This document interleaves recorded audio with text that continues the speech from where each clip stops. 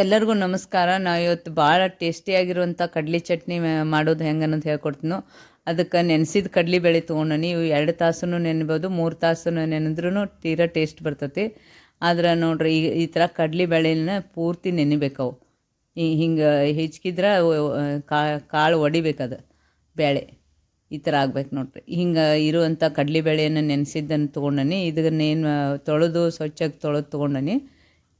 ಈ ಥರ ಕಡಲೆಬೇಳೆಯನ್ನು ಮಿಕ್ಸಿ ಜಾರಿಗೆ ಹಾಕಿ ಅದಕ್ಕೆಲ್ಲ ಹಾಕೋತೀನಿ ನಾನು. ಇದು ಕಡಲೆಬೇಳೆ ಭಾಳ ಟೇಸ್ಟಾಗಿರ್ತೈತೆ ರೀ. ಪೂರಿ ಒಳಗೂ ತಿನ್ಬೋದು, ಚಪಾತಿ ಒಳಗೆ ತಿನ್ಬೋದು.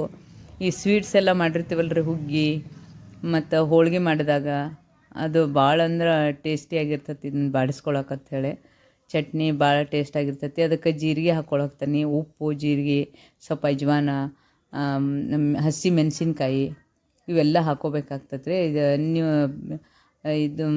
ಇದನ್ನು ಭಾಳ ಟೇಸ್ಟಿಯಾಗಿರ್ತೈತಿ. ನೀವು ಮಾಡಿ ನೋಡಿರಿ. ನಮ್ಮ ಚಾನಲಿಗೆ ಸಬ್ಸ್ಕ್ರೈಬ್ ಆಗಿರಿ. ಕೊತ್ತಂಬರಿ ಸೊಪ್ಪನ್ನು ಹಾಕ್ಕೊಳಕ್ತೀನಿ ಈಗ. ಇದೆಲ್ಲ ಮಿಕ್ಸಿ ಜಾರಿಗೆ ಹಾಕ್ಕೊಂಡು ಒಮ್ಮೆ ಇದನ್ನು ತಿರುಗಿಸಿಬಿಟ್ರೆ ಆಗತ್ತೆ. ಇದು ಉಪ್ಪನ್ನು ನೀವು ರುಚಿಗೆ ತಕ್ಕಷ್ಟು ಹಾಕ್ಕೊಂಡು ಈ ಮಿಕ್ಸಿ ಜಾರನ್ನ ಹಾಕಿ ತಿರುಗಿಸ್ಬಿಡ್ರಿ. ಚಟ್ನಿ ಭಾಳ ಅಂದ್ರೆ ಭಾಳ ಟೇಸ್ಟಿಯಾಗಿರ್ತೈತಿ. ಈಗ ನೋಡಿರಿ, ಇದು ಯಾವ ಥರ ಆಗ್ಬೇಕನ್ನೋದನ್ನ ಹೇಳ್ಕೊಡ್ತೀನಿ. ಗರಿ ಗರಿ ಆಗಿರ್ತೈತಿ. ಈ ಕೊತ್ತಂಬರಿ ಸೊಪ್ಪದು ಎಲ್ಲ ಇದರಲ್ಲೇ ಮಿಕ್ಸ್ ಆಗಿರೋದ್ರಿಂದ ಭಾಳ ಅಂದ್ರೆ ಎಲ್ಲ ಕುಡ್ಕೊಂಡ್ಬಿಟ್ಟಿರ್ತೈತೆ. ಅದು ಟೇಸ್ಟೂ ಆಗಿರ್ತೈತಿ. ನೀವು ಆಪ್ಷನ್ ಐತಿ. ನೀವು ಬೇಕಾದ್ರೆ ಹಾಕೋಬೋದು. ಈ ಥರ ಚಟ್ನಿ ಆಗಿರ್ತೈತಿ. ಇದಕ್ಕೆ ನಾ ಏನು ಮಾಡಾಕ್ತೀನಿ, ಸಣ್ಣಗೆ ಉಳ್ಳಾಗಡ್ಡಿ ಹೆಚ್ಕೊಂಡು ಆ ಚಟ್ನಿಗೆಲ್ಲ ಕಲಿಸ್ಬಿಟ್ರೆ ಅದು ಚಪಾತಿ ಒಳಗೂ ಭಾರಿ ಬೆಸ್ಟ್ ಆಗಿರ್ತೈತಿ.